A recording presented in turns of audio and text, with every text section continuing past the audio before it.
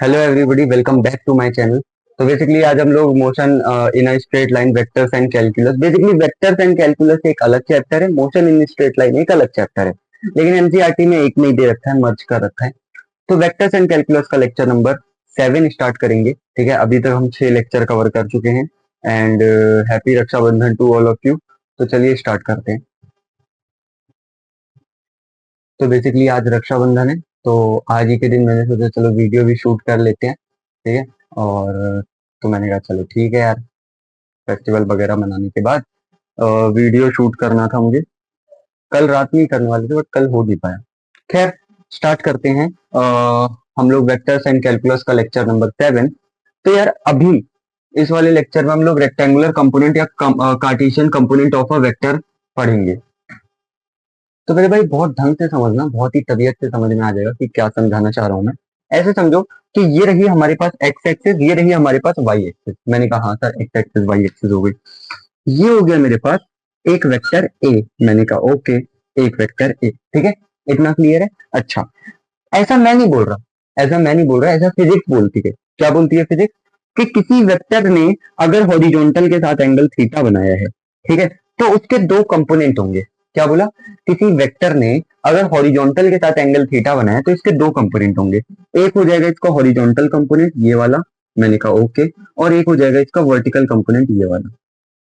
ठीक है, ये दोनों की लेंथ वैसे तो बराबर होती है, बट यहाँ गलती से लंबी बन गई है, तो इसको बराबर मान देते हैं हम लोग। ठीक है, इसको मैं थोड़ा सा सही कर देता हूँ इस तरह। हम्म, उम्मीद है ये चीज आपको समझ में आई होगी कि मैंने क्या बोला। कि अगर मेरे पास कोई वेक्टर ए है जिसने हॉरिजॉन्टल के साथ एंगल थीटा बनाया है, तो ऐसा फिजिक्स बोलती है कि इसके दो कंपोनेंट होंगे। एक होगा हॉरिजॉन्टल कंपोनेंट, ये वाला कंपोनेंट। एक होगा वर्टिकल कंपोनेंट, ये वाला कंपोनेंट। और और ये चीज आप ट्रायंगल लॉ से वेरीफाई भी कर सकते हो। कैसे? सर, इस हॉरिजॉन्टल कंपोनेंट को लेट सपोज मैं ए एक्स बोल देता हूँ, ए एक्स क्योंकि ये एक्स एक्सिस पे है। वर्टिकल कंपोनेंट को लेट सपोज मैं ए वाई बोल देता हूँ, तो ये ए एक्स वेक्टर हो गया, ये ए वाई वेक्टर हो गया। ऐसे समझ ले। ठीक है। अच्छा, तो यानी कि ऐसे अगर मैं चला चला चला चला चला चला और फिर आगे बढ़ा बढ़ा बढ़ा बढ़ा बढ़ा बढ़ा बढ़ा, तो मुझे ये मिल गया। यानी कि कंपोनेंट का मतलब क्या होता है? कंपोनेंट का मतलब होता है टुकड़े। मतलब ए वेक्टर को मैं ऐसे लिख सकता हूँ, ए एक्स। ठीक है, थोड़ा मैं दूसरा पेन ले लेता हूँ, समझना इस चीज को यार। ए वेक्टर को आप लिख सकते हो ए एक्स आई कैप प्लस का ए वाई जे कैप। ओके, ये कहानी है। मैंने कहा एग्जैक्टली। ठीक है, ये बराबर हो जाएगा ए वेक्टर के, है ना? क्योंकि ए वेक्टर के मेरे भाई यहाँ पे दो कंपोनेंट है। एक है आई कैप यानी कि एक्स एक्सिस में, एक है जे कैप यानी कि वाई एक्सिस में। ठीक है, तो वाई एक्सिस में इसका कंपोनेंट ए वाई हो गया, एक्स एक्सिस में इसका कंपोनेंट ए एक्स हो गया। तो मैं एक बार दोबारा रिपीट कर देता हूँ हॉरिजॉन्टल कंपोनेंट वर्टिकल कंपोनेंट वाली कहानी। देखो, कंपोनेंट ऑफ टू वेक्टर क्या होता है? किसी वेक्टर के कितने टुकड़े हैं जिनको जोड़ लूं तो वो वेक्टर वापस मिल जाए। तो अगर आप इस x वाले कंपोनेंट और y वाले कंपोनेंट को जोड़ दोगे तो आपको वापस a वेक्टर मिल जाएगा। और ये ट्रायंगल लॉ से हमें समझ भी आ रहा है। ट्रायंगल लॉ से यही तो था, ऐसे चलो चलो चलो चलो, ऐसे चलो चलो चलो चलो, और फिर ये जो तीसरा वाला वेक्टर है ये हो जाएगा इन दोनों का रिजल्टेंट। मैंने कहा ठीक है क्या, चलो ये चीज को हमें बहुत अच्छे से क्लियर है। इतना क्लियर है। अच्छा, अब ऐसा जरूरी नहीं है कि हॉरिजॉन्टल के साथ ही एंगल थीटा हो। ठीक है। ये जो एंगल है मेरे भाई, ये वर्टिकल के साथ भी हो सकता है। मतलब ऐसा किसी किताब में नहीं लिखा कि हॉरिजॉन्टल के साथ ही एंगल होना जरूरी है। वर्टिकल के साथ भी एंगल आप एज्यूम कर सकते हो। ऐसे समझो, ये कोई वेक्टर है, इसने एक एंगल ये थीटा बना दिया। ठीक है, तो एक इसका वर्टिकल कंपोनेंट आ जाएगा, एक इसका हॉरिजॉन्टल कंपोनेंट आ जाएगा। ठीक है, ऐसा कोई जरूरी नहीं है कि हॉरिजॉन्टल के साथ एंगल हो, बेसिकली वर्टिकल के साथ भी हो सकता है। मैं आपसे ये बताना चाह रहा हूँ। मैंने कहा ठीक है। अब यार अभी हम इसको समझते हैं, ठीक है, जो हमारे लिए काम करे। मैंने कहा समझ। अब यार अगर मैं यहाँ से, ठीक है, कॉस, यहाँ से अगर मैं साइन थीटा निकालूं, ठीक है, इस थीटा से अगर मैं साइन थीटा निकालूं, तो आप क्या बोलोगे? साइन थीटा क्या होता है? साइन थीटा होता है परपेंडिकुलर अपॉन में मेरे भाई हाइपोटेनियस। तो थीटा के सामने परपेंडिकुलर हो गया ए वाई वेक्टर। मैंने कहा ठीक है भाई। और हाइपोटेनियस क्या हो गया? हाइपोटेनियस हो गया ए वेक्टर, ए वेक्टर। ठीक है। अच्छा, ठीक है। तो इसको हटाओ। ठीक है, चलो ठीक है। तो यहां से मुझे क्या समझ में आ रहा है? यहां से मुझे समझ में आ रहा है कि ए वाई क्या आ गया? ए वाई वेक्टर। यहां से अगर मैं ए वाई निकाल लूं तो ए वाई क्या आ रहा है? ए साइन थीटा। हाँ आप चाहो तो यहाँ वेक्टर लगा सकते हो, ऐसे कोई दिक्कत नहीं है।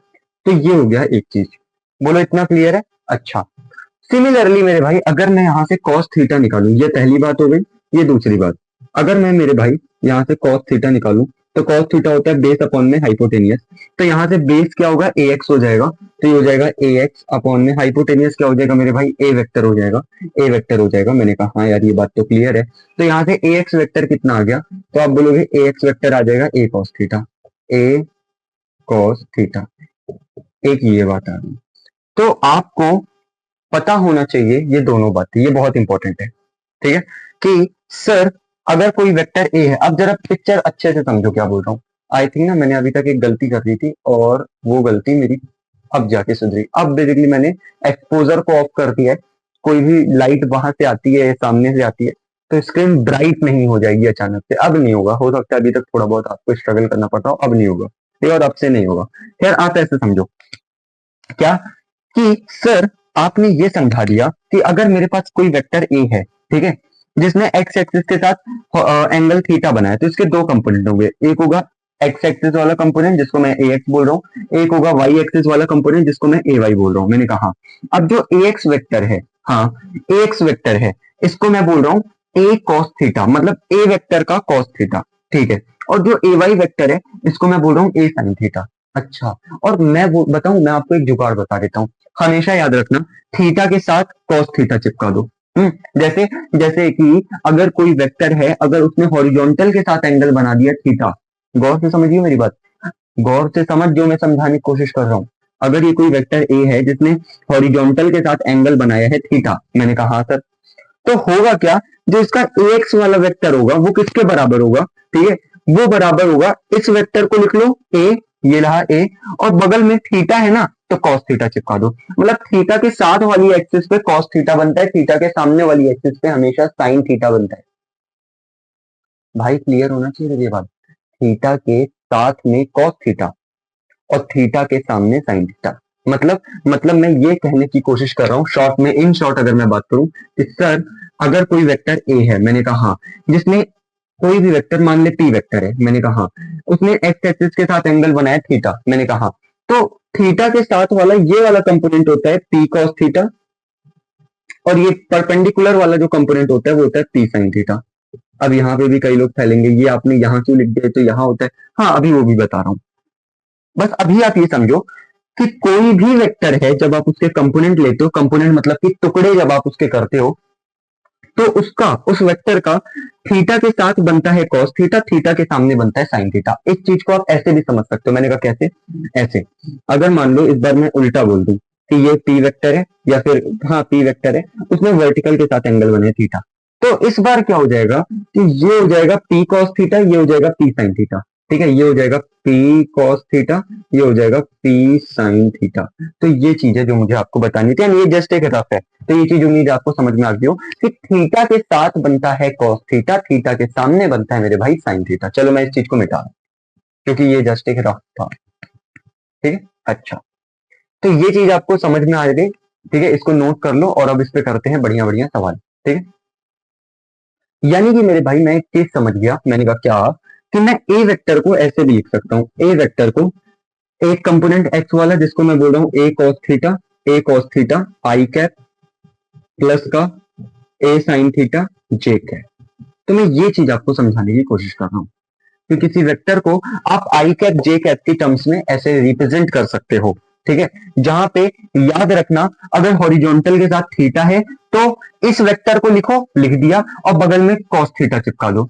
आई कैप मतलब एक्स एक्सिस, जे कैप मतलब वाई एक्सिस, ठीक है। चलो ठीक है, अब करते हैं इस पे सवाल। सवाल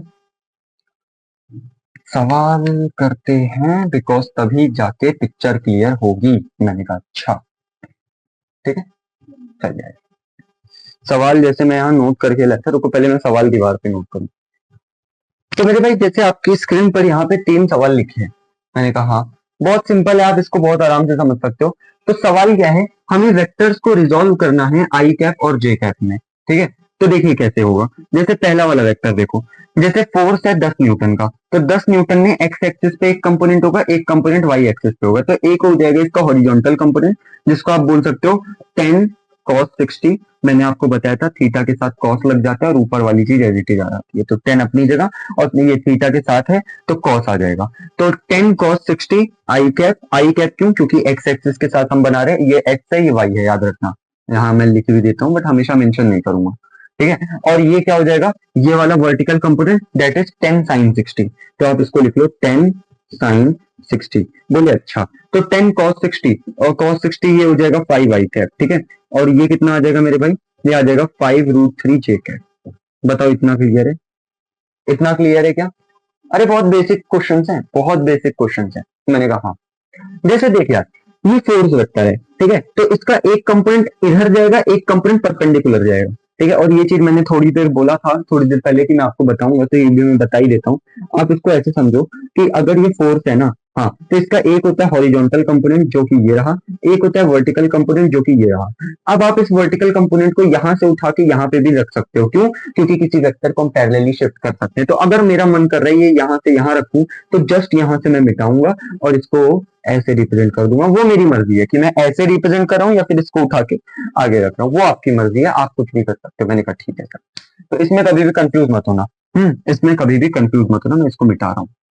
अब जैसे भाई मेरे इसको देखते आप, इसको इसको जैसे फोर्स है, ठीक है, तो इसने हॉरिजॉन्टल के साथ जो बेसिकली एंगल थीटा बनाया, तो इसका एक कंपोनेंट आ जाएगा F cos theta i cap plus F sine theta j cap. अब ये वाला सवाल देखो, ये भी फोर्स वेक्टर है, तो मैंने कहा भाई इस फोर्स वेक्टर को भी आप क्या लिख सकते हो, इस फोर्स वेक्टर को भी आप लिख सकते हो, एक कंपोनेंट हॉरिजॉन्टल एक वर्टिकल। लेकिन याद रखना है इस बार वर्टिकल के साथ थीटा है, तो हॉरिजॉन्टल वर्टिकल के साथ थीटा है तो उसके साथ कॉस आएगा, ठीक है, हॉरिजॉन्टल के साथ कॉस नहीं आएगा। तो यानी कि इसको आप लिख लो F sine theta i cap plus F cos theta j cap. तो this is all about this question. उम्मीद है आपको समझ में आ गया होगा, नोट कर लो इसको, नेक्स्ट क्वेश्चन पर आता हूँ। तो जैसे कि ये 4 सवाल मैंने आपके स्क्रीन पर लिखे हैं, तो मैं चाहूंगा कि सबसे पहले तो आप इन सवालों को खुद से ट्राई करो, एक बार इन्हें खुद से ट्राई करो, उसके बाद मैं बताऊंगा, ठीक है। चलो करो इसे। नीचे वाला सवाल नहीं दिख रहा क्या है? अब दिखेगा शायद। चलिए देखिए बेटा, मेरे भाई अगर आप पहला वाला सवाल देखोगे तो आप क्या बोलोगे, 10 का एक हॉरिजॉन्टल कंपोनेंट हो जाएगा 10 cos 30, और cos 30 होता है √3/2, तो ये आ जाएगा 5 √3 आई कैप प्लस का एक आ जाएगा 10 sin 30 जो कि हो जाएगा बेसिकली 5 j कैप। तो पहले का आंसर तो ये रहा, मैच कर लो यार, ठीक है, मैच कर लो, ठीक है, आसान है, उतना मुश्किल नहीं है। ऐसे ही आप ऐसे बोल लो कि सर अच्छा मैं एक काम करता हूँ, ग्रीन पेन से शो भी कर देता हूँ जिससे और अच्छे से समझ में आए। 10 का एक कंपोनेंट ये हो गया, मैंने कहा हाँ, एक कंपोनेंट मेरे भाई ये हो गया, हाँ थोड़ा अच्छा नहीं बना बट चलो ठीक है।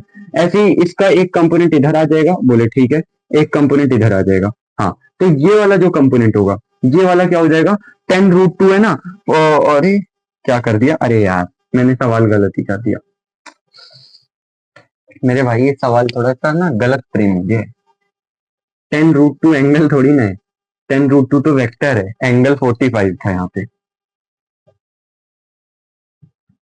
हाँ, तो आपको पता है एक आ जाएगा 10√2 cos 45, 10√2 cos 45, और एक आ जाएगा 10√2 sin 45, ठीक है। थोड़ा राइटिंग बना के करूंगा, अभी तो गंदी कर रहा हूँ, चलो ठीक है।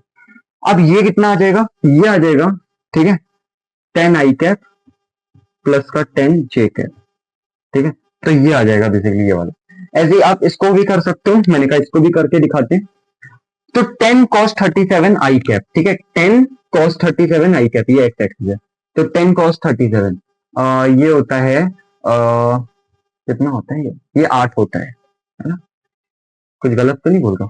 10 इंटू cos 37 कितना होगा भाई, 4/5, 5 दूनी 10, हाँ 8, तो 8 आई कैप प्लस का 6 जे कैप, तो दिस इज द आंसर, ठीक है। अब इस वाले को भी देख लेते हैं आप, तो इसमें आप क्या बोलोगे, अगर ये 20 है तो इसका एक हॉरिजॉन्टल एक वर्टिकल, तो 20√2 sin 45, तो यानी कि 20 आई कैप प्लस 20√2 cos 45 यानी कि 20 जे कैप।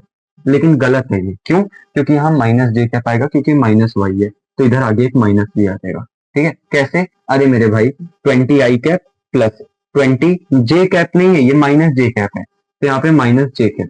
अब समझ तो आ रहा है ना, अरे मेरे भाई समझ, ये वाई एक्सिस नहीं है, ये माइनस वाई एक्सिस है, तो माइनस जे कैप आया। फिर इस माइनस को आगे ले आया तो यहीं पे आ गया हम लोग। ठीक है, तो मैंने यहाँ पे भी आई गेस मिस्टेक कर दी थी, तो यहाँ पे माइनस लग गया अपने आप से। ठीक है, बाकी तो सब सही है। कैसे?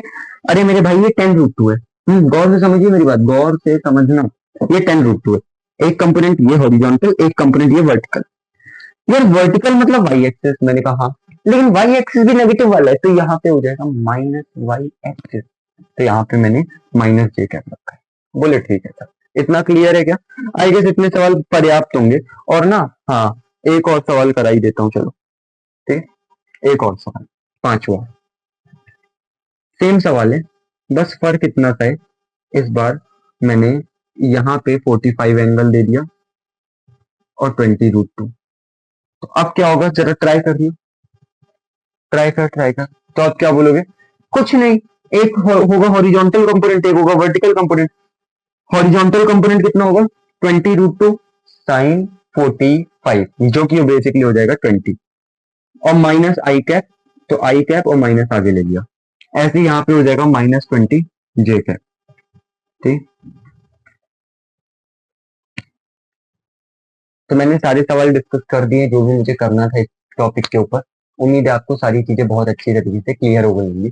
अब मैं ज्यादा इस पे टाइम वेस्ट नहीं करूंगा। काफी जगह मुझे लगा कि मैंने डायरेक्टली कैलकुलेशन करनी मन मन में, लेकिन अभी आप इतने बड़े हो गए हैं और इतना सब कुछ आपको आना चाहिए बेसिकली, क्योंकि यार इतना तो आना चाहिए ना, जोड़ घटा मल्टीप्लाई डिवाइड, है ना। तो ये सारी चीजें मैंने सोचा कि आपको आती होगी, आप बच्चे तो हो नहीं, 11th में हो सकते हो आप, है ना, 12th में भी हो सकता है, कुछ बच्चे देख रहे हो, तो इसीलिए वो चीजें मैंने थोड़ी स्किप करी हैं। और अब आगे बढ़ते हैं, आगे वाले टॉपिक्स को कवर करते हैं। चलिए आइए, नोट कर लो यार इसको। तो अभी आगे स्टार्ट करते हैं, ठीक है, आगे बढ़ते हैं हम लोग। तो which of the following is a unit vector? ठीक है, यूनिट वेक्टर हमने पढ़ा था, यूनिट वेक्टर के ऊपर कुछ सवाल करने थे, तो वो सवाल करेंगे। यूनिट वेक्टर पढ़ा था ना? अच्छा, यूनिट वेक्टर क्या होता था? यूनिट वेक्टर एक ऐसा वेक्टर होता था जिसका मैग्नीट्यूड होता था 1। मतलब एक ऐसा वेक्टर जिसका मैग्नीट्यूड 1 है, वो होता था यूनिट वेक्टर। और यूनिट वेक्टर हम निकालना भी जानते हैं कि मान लो सर ए वेक्टर है हमारे पास, हाँ, और कोई बोल दे ए वेक्टर का यूनिट वेक्टर निकालो, तो आपको यूनिट वेक्टर के लिए ए के ऊपर एक कैप लगा देना है, जो कि होता है उस वेक्टर को डिवाइड कर दो उस वेक्टर के मैग्नीट्यूड से। ठीक है, अगर आप किसी वेक्टर को उसी के मैग्नीट्यूड से डिवाइड कर देते हो तो यूनिट वेक्टर आ जाता है। आपको ये फॉर्मूला पता होना चाहिए बिल्कुल, कि किसी वेक्टर को अगर आप यूनिट वेक्टर से उसके मैग्नीट्यूड, क्या बोल रहा हूँ, किसी वेक्टर को उसके मैग्नीट्यूड से डिवाइड करने पे हमें क्या मिलता है मेरे भाई? यूनिट वेक्टर मिलता है। अब अगर आपको ये चीज पता है तो देखो सवाल कैसे हो जाएंगे चुटकियों में। आपसे पहला वाला सवाल क्या बोल सकता है कि ए वेक्टर है आई कैप प्लस जे कैप, बताओ ये यूनिट वेक्टर है कि नहीं है? तो आप क्या बोलोगे? यूनिट वेक्टर निकालना है क्या? Which of the following is a unit vector? Unit vector basically वो वेक्टर होता है जिसका मैग्नीट्यूड होता है 1। तो कौन सा यूनिट वेक्टर है जिसका मैग्नीट्यूड 1 होगा? मैंने कहा इस वेक्टर का मैग्नीट्यूड बताइए। तो जब आप इस वेक्टर का मैग्नीट्यूड निकालोगे तो आप बोल दोगे आई कैप से पहले 1 है तो 1 का स्क्वायर, प्लस जे कैप से पहले भी 1 है तो 1 का स्क्वायर, और इसका कर दो सर अंडर रूट, तो ये आ जाएगा हमारे पास √2। अरे भैया ये तो यूनिट वेक्टर है ही नहीं, क्योंकि यूनिट वेक्टर तो बोलता था मैग्नीट्यूड उसका 1 होता है। कोई भी वेक्टर यूनिट वेक्टर क्या होता है? जिसका मैग्नीट्यूड 1 होता है। इसका मैग्नीट्यूड तो 2 है, तो ये यूनिट वेक्टर ही नहीं है। बोलो इतनी क्लियर हुआ कि नहीं? तो इसका मतलब ये यूनिट वेक्टर है क्या? नहीं, क्रॉस मार दो। क्या ये यूनिट वेक्टर है? तो आप बोलोगे इस वेक्टर को मान लो मैं पी वेक्टर बोल देता हूं, तो पी वेक्टर का मैग्नीट्यूड निकालिए। तो जैसे ही आप पी वेक्टर का मैग्नीट्यूड निकालोगे तो आप बोलोगे आई कैप से पहले 1/√2 है तो उसका स्क्वायर कर दो। मैंने कहा बहुत शानदार यार, बहुत चालाक हो रहे हो। प्लस जे कैप से पहले -1/√2 है तो उसका स्क्वायर कर दो। ठीक है, माइनस लिखो ना लिखो फर्क नहीं पड़ता, क्योंकि स्क्वायर के बाद तो प्लस ही हो जाएगा, और इस पूरे का अंडर रूट आ जाएगा। बोले ठीक है सर, इतना क्लियर है क्या? हाँ सर, इतना तो क्लियर है। क्लियर है ना? हाँ, ये हो जाएगा मेरे भाई 1/2, प्लस ये भी हो जाएगा 1/2, इसका अंडर रूट, तो ये आ जाएगा 2/2, उसका अंडर रूट, दैट इज 1। मतलब इसका मैग्नीट्यूड 1 आ रहा है, तो क्या ये यूनिट वेक्टर है? तो आंसर है बिल्कुल टिक, और यहाँ पे एक छोटा सा स्माइली बना दो कि हाँ सर ये यूनिट वेक्टर तो है। मैंने कहा ठीक है। नीचे वाला यूनिट वेक्टर है तो आप बोलोगे नीचे वाले का मैग्नीट्यूड निकाल लो। मैंने कहा कैसे निकाल लो मैग्नीट्यूड? कुछ मत करो, आई कैप से पहले 1/√3 है तो इसका स्क्वायर कर लो, प्लस यहाँ पे भी 1/√3 है तो इसका भी स्क्वायर कर लो। मैंने कहा बहुत शानदार। यहाँ से इसका भी स्क्वायर कर लो, और इस पूरे की पावर क्या चल रही है मेरे भाई, 1/2। और जब आप इसको सॉल्व करोगे तो ये आ जाएगा बेसिकली 1/3 प्लस 1/3 प्लस 1/3 का अंडर रूट, 3/3 का अंडर रूट, 3 से 3 कटेगा तो 1 का अंडर रूट बेसिकली 1 आएगा। तो हाँ सर, ये भी हमारा यूनिट वेक्टर है। इतना क्लियर हुआ? और सवाल करते हैं। ये दोनों सवाल आपके स्क्रीन पर लिखे, एक बार इनको जो ट्राई करो फिर बताते हैं आगे। किया ट्राई? किया ट्राई? पक्का कर लेना है। ठीक है, इसके बारे में बात करते हैं कि क्या ये यूनिट वेक्टर है कि नहीं। तो आपको बस इसकी शक्ल सूरत देखो कैसी लग रही है। सर पी वेक्टर है, ठीक है, और आपसे बोला है बेसिकली ये vector A plus B plus C vector को उसके मैग्नीट्यूड से डिवाइड कर दिया है।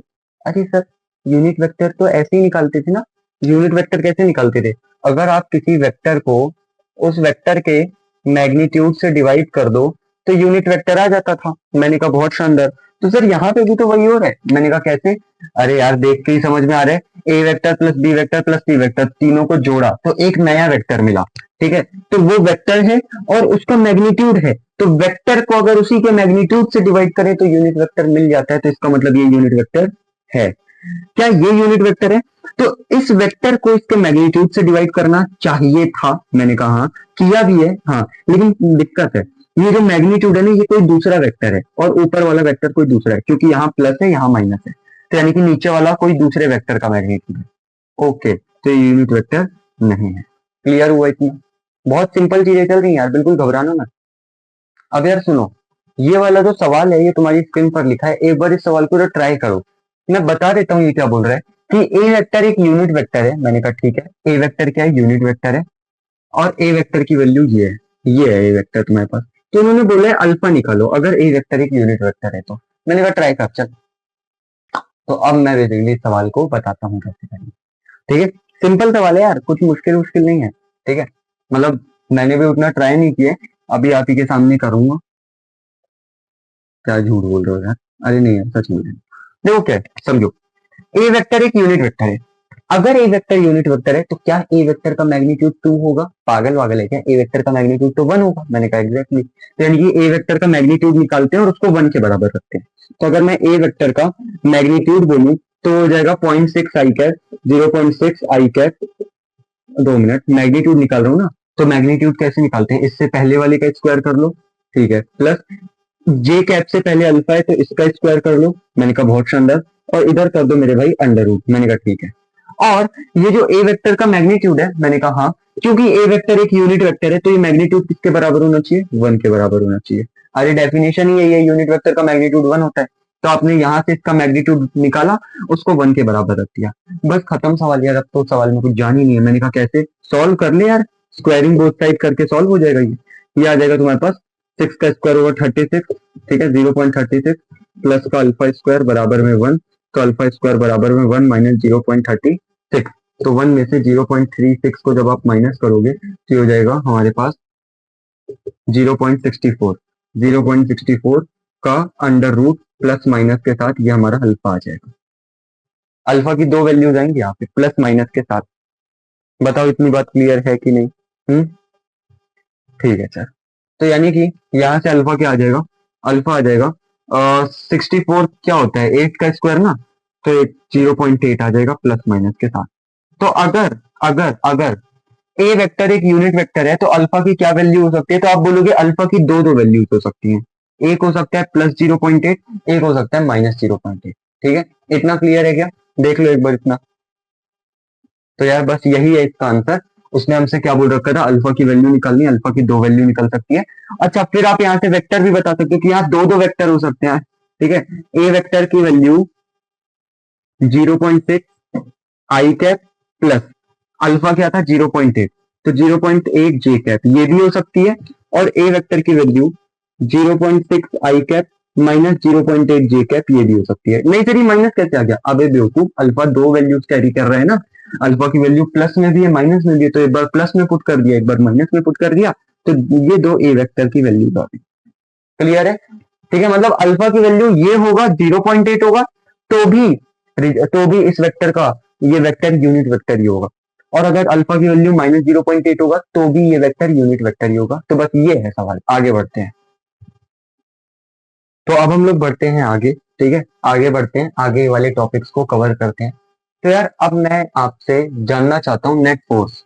मैंने आपको एक फॉर्मूला सिखाया था कि सर अगर मेरे पास एक वेक्टर ए है एक वेक्टर बी है तो जो इनका रिजल्टेंट होता है वो उसका फॉर्मूला होता है रिजल्टेंट ऑफ टू वेक्टर्स का magnitude, that is A square plus B square plus two A B cos theta. तो इसी पे बेस कुछ सवाल करते हैं।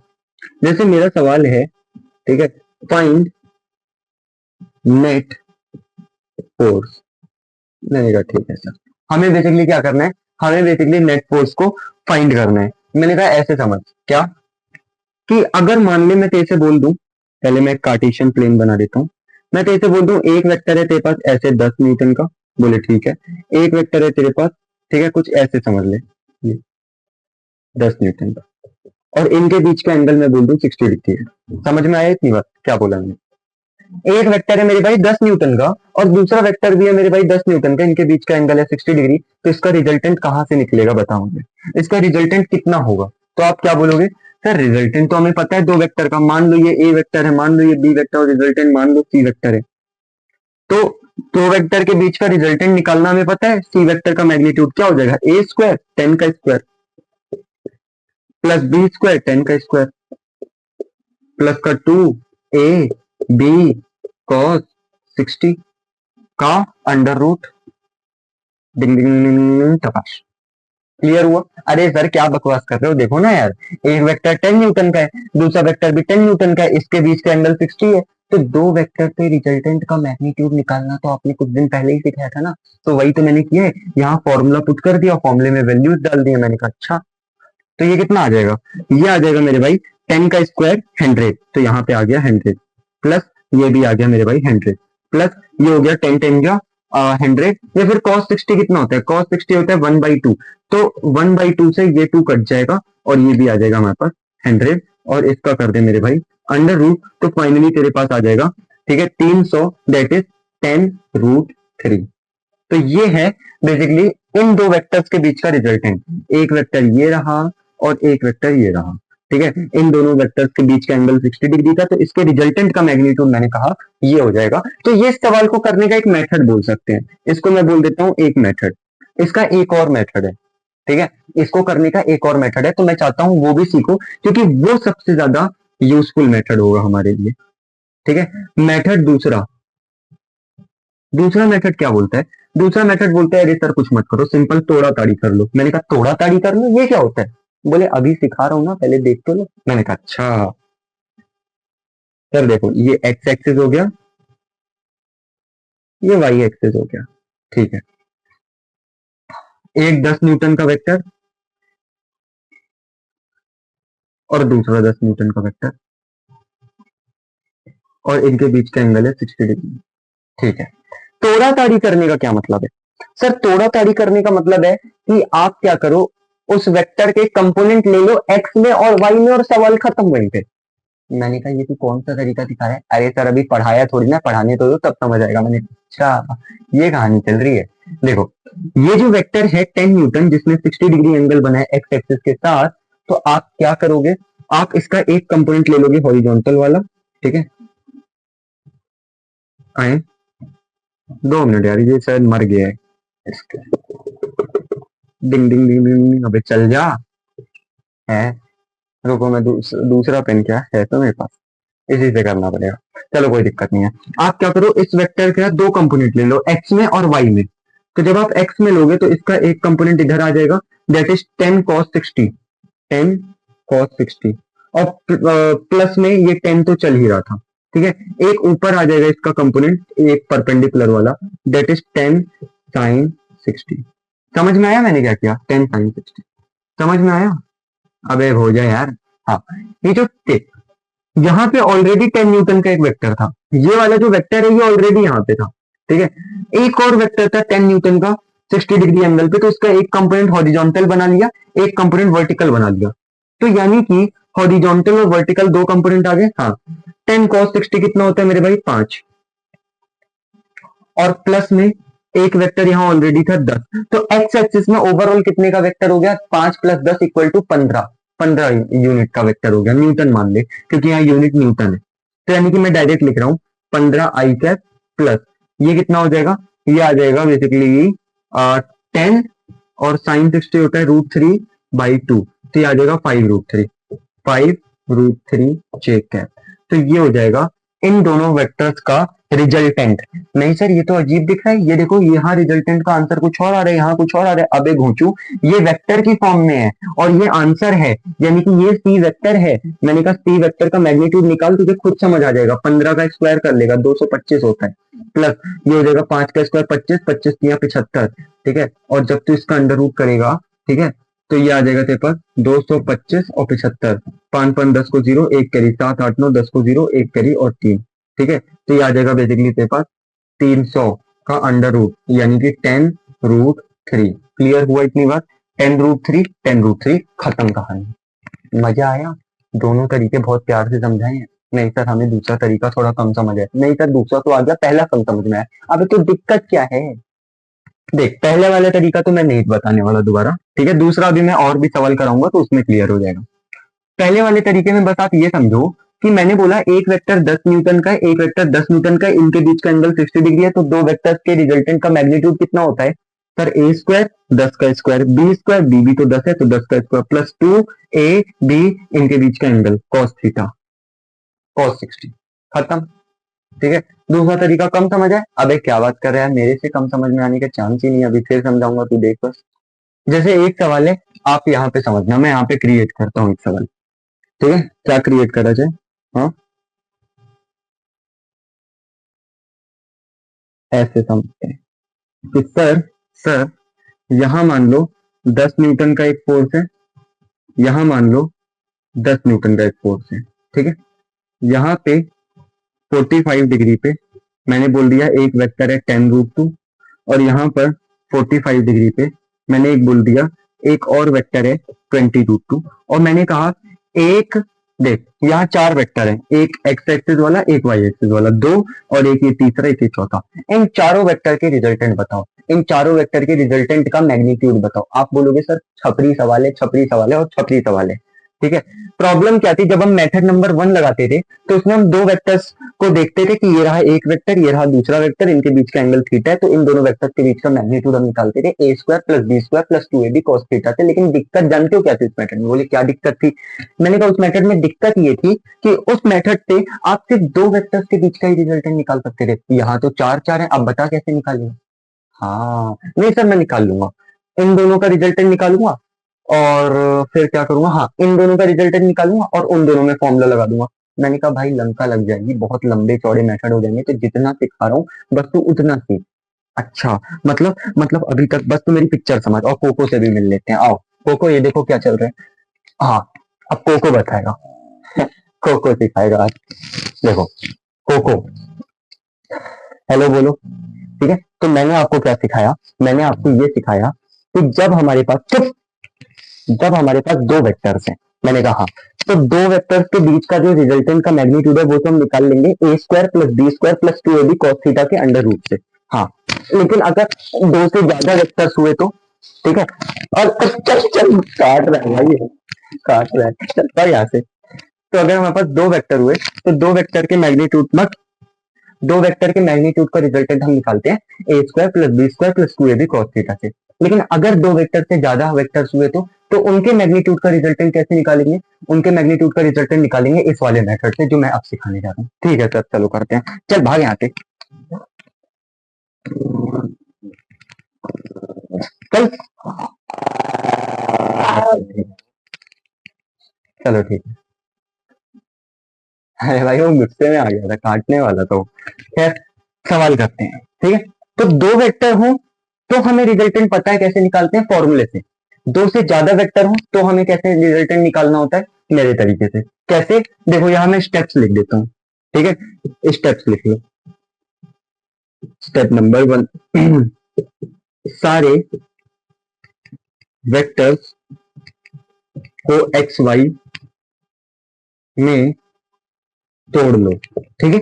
सारे वेक्टर्स को एक्स वाई एक्सिस के अलोंग क्या कर लो, तोड़ लो। इतना हो गया स्टेप नंबर 2। उसके बाद ऐड कर लो, ठीक है।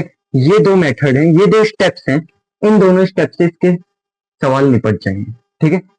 सारे वेक्टर को एक्स वाई में तोड़ लो, उसके बाद ऐड कर लो। मैंने कहा अच्छा, ओके, थोड़ा सा जूम कर लेता हूँ स्क्रीन, ये पार्ट, ठीक है।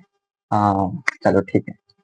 देखो अब ये जो 10, देख ये जो 10√2 है, इसका एक कंपोनेंट आ जाएगा हॉरिजॉन्टल वाला, डिंग डिंग डिंग डिंग डिंग डिंग डिंग, ये रहा, जिसको मैं बोल रहा हूँ 10√2 cos 45, 10√2 cos 45, 10√2, ठीक है। cos 45 होता है 1/√2, तो √2 से √2 कैंसिल, तो यहाँ पे 10 ही आ गया, ठीक है। और 10√2 sin 45 भी 10 ही आ जाएगा, तो एक कंपोनेंट वर्टिकल, दैट इज 10। अब यार ये क्रॉस वाला ऐसे ये मछली ऐसा मैं बना रहा हूँ इसलिए जिससे चीजें थोड़ा समझ में आए, है ना, कंफ्यूजन ना हो जाए, है ना, क्योंकि मेरे पास दूसरा कलर नहीं है, दूसरा कलर है बट वो मरा पड़ा है, तो अभी एक से ही काम चलाएंगे हम। तो इसके आपने दो कंपोनेंट कर लिए, एक हॉरिजॉन्टल एक वर्टिकल, मैंने कहा हाँ, इसके भी कर लो। तो इसका एक कंपोनेंट आ जाएगा मेरे भाई वर्टिकल, वर्टिकल कंपोनेंट आ जाएगा 20√2, कौन मर गया, इसको थोड़ा जूम करता हूँ। अरे दिमाग खराब हो गया था यार, किसी का कॉल आ गया था, इतनी बढ़िया शूटिंग चल रही थी, कॉल आ गया है सामने किसी का। चलो खैर, दिमाग नहीं खराब करेंगे हम अपना। मैंने क्या सिखाया, मैंने ये सिखाया कि आपको करना क्या है, सारे वेक्टर को एक्स वाई में तोड़ लो। तो ये 10 न्यूटन तो ऑलरेडी एक्स में, तो इसको तो तोड़ना नहीं है। ये 10 न्यूटन ये वाला, ये भी ऑलरेडी एक्स में, इसको भी नहीं तोड़ना। इसको तोड़ ले, एक कंपोनेंट इधर आ गया, एक कंपोनेंट इधर आ गया, इसको तोड़ ले, एक कंपोनेंट इधर आ गया, एक कंपोनेंट इधर आ गया। उसके बाद सबको ऐड कर दो, तुम्हारा सवाल खत्म। बोले ऐड कर दो मतलब, ऐड कर दो मतलब ये हो गया मेरे भाई। देख इस वाले एक्स एक्सिस पे था 10 ऑलरेडी, प्लस एक 10 और आ गया, तो 10 + 10 20, तो इधर 20 न्यूटन का फोर्स लगा, ठीक है। ऐसे ही अगर मैं इस वाले वाई एक्सिस के बारे में बात करूं, तो आप क्या बोलोगे, सर 10 ऑलरेडी था, एक कंपोनेंट और आ गया 10, तो ये हो गया 20। मैंने कहा ठीक है। और नीचे क्या हो गया, नीचे से समझना 20 आ गया। मैंने कहा ठीक है। अब समझना, ये 20 और ये 20 धाड़ धाड़ कट जाएंगे, अरे भैया सामने सामने है तो एक दूसरे को कैंसिल आउट कर देंगे। तो ओवरऑल जो रिजल्टेंट आएगा वो इस वाली डायरेक्शन में आ जाएगा, दैट इज 20 न्यूटन का। तो आप बोलोगे इन चारों वेक्टर्स का, एक वेक्टर, दूसरा वेक्टर, तीसरा वेक्टर और ये चौथा, इन चारों का जो रिजल्टेंट है वो आएगा 20 न्यूटन आई कैप। तो इनका रिजल्टेंट क्या आ जाएगा, 20 न्यूटन आई कैप। क्लियर है इतनी बात, ठीक है। इनका रिजल्टेंट क्लियर आ गया, क्लियर हो गया, ठीक है। अब अगला सवाल करते हैं। अरे सॉरी यार, ये मैंने थोड़ा ध्यान नहीं दिया था। इस वाली जगह पे 10 न्यूटन का फोर्स था, और जब आपने इसका एक कंपोनेंट किया 10 और आ गया, और जब आपने इसका कंपोनेंट किया तो इसका एक कंपोनेंट तो वर्टिकल गया, एक कंपोनेंट हॉरिजॉन्टल गया ना, तो 20 और आ जाएगा, तो 20 30 40, तो यहाँ 40 आएगा मेरे भाई, ठीक है। ये थोड़ा करेक्ट कर लेना, जल्दीबाजी में गलत होगा। चलो और सवाल करते हैं इसके ऊपर। तो अब भाई जैसे ये वाला सवाल देखिए, एक काम कर लेने दो मुझे, ये सवाल भी मुझे डिस्कस करने दो, उसके बाद 2-3 सवाल दूंगा, वो आप अपना तसल्ली से करना, ठीक है। अभी पहले थोड़ा मुझे समझाने दो, ठीक है। अच्छा देखिए क्या है सवाल, जरा गौर से देखना। मैंने कहा कुछ भी मत करो, सारे वेक्टर को एक्स वाई में तोड़ दो। तो देख ये तो ऑलरेडी एक्स में 20 न्यूटन का, तो इसको तो एक्स में ही रहने दो। लेकिन यार इसका एक कंपोनेंट एक्स में कर लो, तो ये रहा, ठीक है। और एक कंपोनेंट इसका वाई में कर लो, डिंग डिंग डिंग डिंग टपाश। तो देख ये 10 का एक्स में कितना होगा, 10 cos 53, और याद रखना 10 cos 53 ये होता है हमारा 60, 60 होता है। चेक कर लेता हूं, 10 इंटू cos 53 होता है 3/5, हाँ 60, ठीक है। और इसका एक कंपोनेंट वाई में आ जाएगा 10 sin 53, जो कि हो जाएगा मेरे भाई 80। चेक कर सकते हो sin 53 कितना होता है, 4/5 इंटू में 10, तो 80, ठीक है। आप इसको निकाल लो, ये चीज ये मत सोचो कि अब मैं ये चीज भी आपको समझाऊं, ये चीज आपकी कहानी है। आपको मैंने सिखाया था 3 4 5 वाला ट्राइंगल, तब उस समय क्या कर रहे थे, ठीक है, क्या कर रहे थे बताओ, है ना। ये चीज तो आपको आती होगी ना, ये मैं इतना तो बेसिक से नहीं दे सकता यार, है ना। चलिए, तो ये तो ऑलरेडी हमारा इसमें था। एक कंपोनेंट और आ गया यहाँ पे, कौन सा कंपोनेंट आ गया, ये 10 cos 60, जो कि जिसकी वैल्यू 60 आ गई।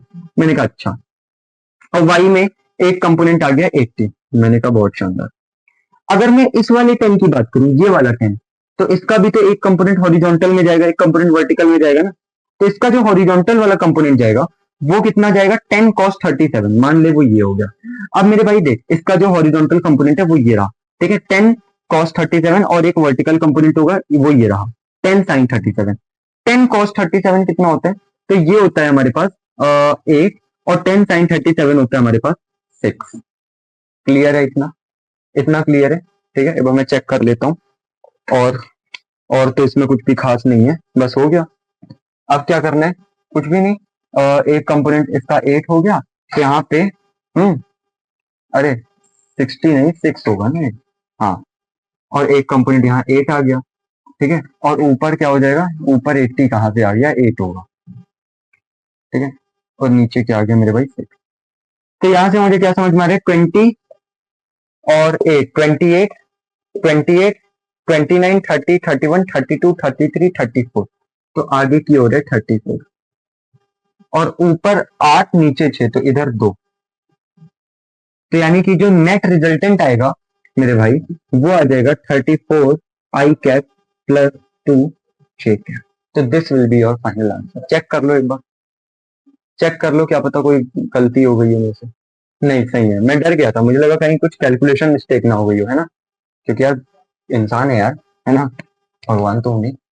ये प्लस माइनस आता है यार, लेकिन कई बार हो जाती है छोटी मोटी सिली मिस्टेक। चलिए, उम्मीद है अब आपको ये सारे सवाल समझ में आ गए होंगे। तो अभी यहाँ पे पिक्चर खत्म नहीं हुई है, एक दो सवाल और करते हैं, ठीक है। तो यार मैं बोल रहा था कि जो प्रॉब्लम है वो कभी खत्म ही नहीं होती, कोई ना कोई प्रॉब्लम रहती है। अभी जैसे मैं कोको को दिखाया था, उसके बाद 5 मिनट की शूटिंग हुई, उसके बाद मतलब वीडियो रिकॉर्ड की शूटिंग एक अलग चीज होती है, शूटिंग तो पिक्चरों की होती है। तो मैं ये बोल रहा था, यार प्रॉब्लम जानते हो क्या हो गई, फिर मैं पढ़ा रहा हूँ, खुद को पढ़ा रहा हूँ, मतलब मेरा माइक डिस्चार्ज हो गया भाई साहब। फिर मैंने थोड़ा एडिटिंग की, और अब मैं आगे की वीडियो शूट कर रहा हूँ, ठीक है। 15-20 मिनट मेरे खर्च हो गए भाई। तो इसे थोड़ा सेट कर देता हूँ, थोड़ा सा जूम, थोड़ा सा और कर दूं, नहीं आई थिंक मैंने यहाँ एक्सप्लेन कर दिया था, बट खुद को, आपको नहीं किया था। अब मैं आपको कर देता हूँ। देखिए बेटा, है क्या कि देखो एक्स एक्सिस में 20 तो ऑलरेडी है, तो 20 रहने दो, ठीक है। आपको करना कुछ नहीं है, फोर्सेस को एक्स वाई में तोड़ लेना है। मैंने आपसे बोला हमें एफ की वैल्यू बताओ अगर नेट फोर्स 0 है। नेट फोर्स 0 होने का मतलब ऊपर वाला फोर्स बराबर नीचे वाला फोर्स, दाएं वाला फोर्स बराबर बाएं वाला फोर्स, सवाल खत्म। कैसे सर, 20 ऑलरेडी है, ठीक है। इस 10 का एक कंपोनेंट इधर आ जाएगा 10, और एक कंपोनेंट ऊपर आ जाएगा 10।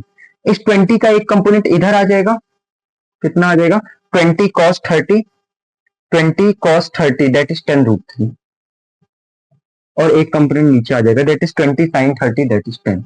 अब क्योंकि नेट फोर्स 0 है, तो ऊपर वाला फोर्स बराबर नीचे वाला फोर्स, तो ये दोनों तो कैंसिल आउट हो गए। इधर पीछे एफ भी लग रहा था, दाएं वाला फोर्स बराबर बाएं वाला फोर्स, यानी कि जो एफ है ये बराबर हो जाएगा 10 प्लस का 20 प्लस का 10√3, यानी कि 20 30, 30 प्लस का 10√3 बराबर में एफ, ठीक है, बराबर में एफ। तो ये फोर्स आपसे पूछ रखा था, एफ की वैल्यू, वो आपने बता दी। बोलो क्लियर हुआ, अगला सवाल करते हैं।